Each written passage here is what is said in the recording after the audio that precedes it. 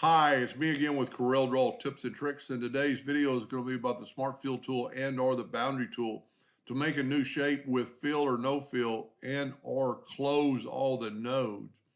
If you look, the nodes are not closed on this because I actually drew a box of 4 lines.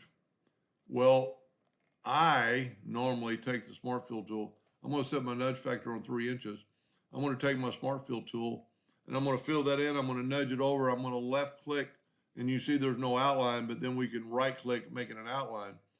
Well, there's no longer need to weld the nodes together because now it's all one shape. So it made basically a new object. Now you can do the same thing with the boundary tool. And because it's 4 lines, we can select all 4 lines and go right here to the boundary tool, and it made a boundary, and it did the exact same thing.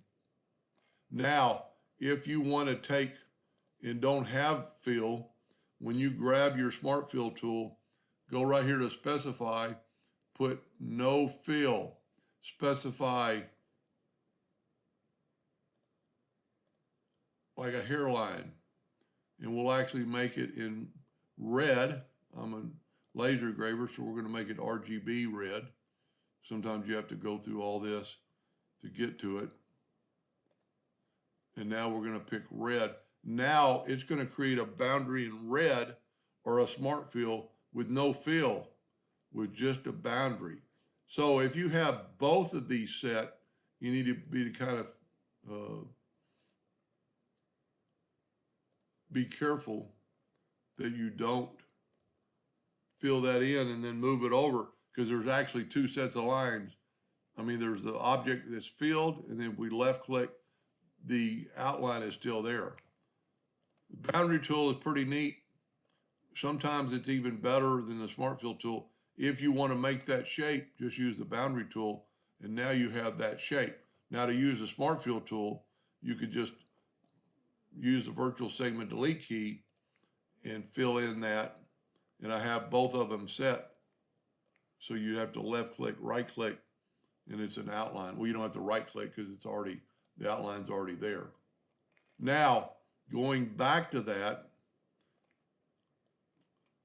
with the boundary tool, this is the box's 4 lines. If you look, it brings up the boundary tool. But if we look on this one that's solid and we select it, there's no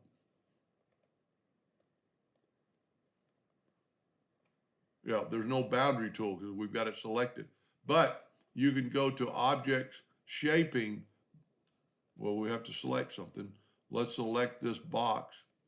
Well, no, let's select this box because there's no boundary tool. Go to Object, Shaping, Boundary, and because the fact that it's already got all 4 sides are connected, it's still going to make a boundary. So I did a video the other day about this. If you have 2 objects, you can use the boundary tool.